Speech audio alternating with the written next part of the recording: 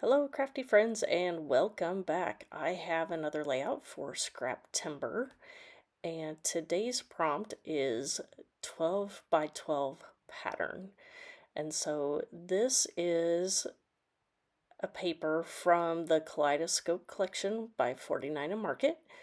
And normally I am not a side A paper user. I'm usually a side B almost every single time, but for some reason when I saw this paper, I knew exactly what I wanted to do with it, which was cut out some of the white spaces between this, I guess you'd call it a kaleidoscope looking image, and make each of those pockets a shaker pocket with sequins. And so that's what I'm using my X-Acto knife here to cut out just random spaces, because if I cut out all of the white spaces, then I guess I would have needed to take a different approach on, I would have needed to rebuild most of the background on a piece of acetate, and I didn't really want to do that, so I did just kind of randomly make sure that the paper was still intact enough that I didn't have to rebuild it on a separate piece of paper. So once I get all of the pieces that I am going to fill in with sequins done, actually, before I started this process, I did go ahead and lay out the basic layers that I was going to have on the right side of the layout, where my picture and various layers were going to be. So I made sure that I only so I knew exactly how far over to cut the openings and not spend the time to do openings that were going to be covered up by the layers on the right side. So that is step one, is to get your openings. And so then now I'm going to start making the shaker pocket that I flip it over to the back side, and I'm going to use tear tape around each of those openings so I can put my acetate to keep my sequins within the pocket. And so it's not as important to make sure there's no gap, because the sequins are actually going to be on top of this layer of acetate. So I go around all the areas just to make sure that my acetate will be good and secure on the back side of my layout. And let's see, hopefully I don't make you watch me peel off each of those pieces, but it looks like I did. But I'm going really fast. Look at me go. Woo, woo, woo. So once I get that off, that I actually just used a full sheet of acetate. It was like an 8.5 by 11. So there you can see that going on. And I'm just checking to make sure that that looks secure and how I want it to. And so now I'm going to start making the wells that my sequins will live in and be deep enough to shake around a little bit. And so this is where it is important to make sure that you do not have any gaps between the foam tape. And one suggestion that I have when I do make shaker pockets, that if I have to seam together my strips of foam, I try and put my seams at the top of my image rather than at the bottom, because gravity will obviously make the sequins go to the bottom of your little shaker pocket area. And so if you do have just the smallest gap, I try and make it at the top of my image. Sometimes, obviously, with a big one like this, that I do have multiple seams for this larger pocket area. So that wasn't as possible as I would have liked to have been. But this is also going to be in a page protector, so and my sequins were fairly large on this one, so I am not too concerned about them slipping out. If you were using beads or smaller bits within your pocket, then sometimes they do slip through those seams. So now I have the wells that where my sequins are going to go into. And so I had several different mixes that I pulled from, that I had some sequins from Spiegel Mom Scraps.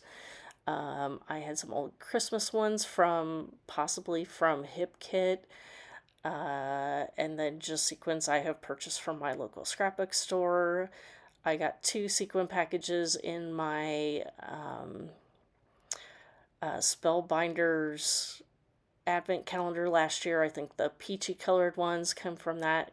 And so I just pulled all the different colors that were in that 12 by 12 pattern paper and included it within my sequin mix. Mixed them all together, and now I'm just making sure that they are flat. If any of them are flipped the wrong way, I did try and kind of work with some of that as well.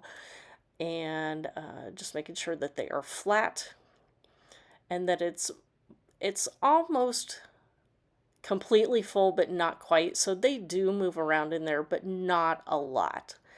And so there you can see that I did put a piece of pattern paper on the back, and then I did need to use some foam adhesive on the back side to level out the area where my pockets were, because I wanted to back this entire layout on that diagonal stripe. And so there, that is basically the base of my layout. And so here you can see that I have, that was the base of my layers that I built before I started cutting the sections for the shaker pockets. And I had glued those all together so I could kind of pull it on and off as a single unit and make sure that I had the area determined before I started cutting. And here I am, this laser cut, I decided to fill it in with just another circle, and I used a lighter color, so then I believe I use a rub-on in there. Yep, that's what I'm looking for here. Maybe. No, yeah, I do. I use a partial one here, and there you can see I'm just cutting around the circle, and, whoops, almost put it on the wrong side. So there I'm adding in that die cut, and then I'm just going to stick it to the back side of that, that clock, and add it as part of my layers of my design. And that's going to go up there, and I guess that is technically part of my, that is my title. And it says Moments to Memories on that little black strip there that's going to go on top of this clock area. And this is a picture of me and my mom on Mother's Day. And that bottom picture, she said something funny, and we looked at each other and laughed, and my husband was taking pictures, and so I'm glad that he captured this image of us looking at each other. And now I'm just adding some basically pretty flowers and bits around the layout here. That I do have a visual triangle of these pink flowers, one up by the bingo card, this one I'm working on now, and then the other little section by the clock. And now working on my title. You know, not every layout has to have a ginormous title, and this was more, it usually would be more of a subtitle, but for this one, it is just how I feel about that moment. It was a moment and is now a fantastic memory that I have with my mom. So getting that flower on, as you can see, I have been using some foam adhesive here behind some of my flowers to give it just that dimensional look that I like to have. So this is a fairly dimensional layout. However, it's going to go in a page protector and in my albums, and it's fine. That I had a great time making this layout, and I absolutely love how it turned out. And if you have any questions on anything that I have done in this, please feel free to leave a comment down below, and I will try and get back to you as soon as I can. And since this collection did have some hummingbirds that my mom likes to, she has several hummingbird feeders at her house on the farm, and sometimes she'll have a glass of red wine and sit outside, and they'll actually come up to her glass of wine and perch there with her. So for some reason, I just felt that the hummingbirds were a great addition in here. So the other thing that I've also been trying to do is to add in and use more of my ribbons and trims that I have collected over the years. And so when I was making this layout, I did pull out several trims that matched, but I did end up going with this green tiny pom-pom trim, and so I just added it. It was kind of an afterthought, but I like how I was able to squeeze it in, and just kind of as an additional layer on the side of my photos there. So now I have those two areas in there, and adding my journaling that it was Mother's Day this past year. And that's pretty much going to wrap things up. Oh, no, it's not. I actually add in some...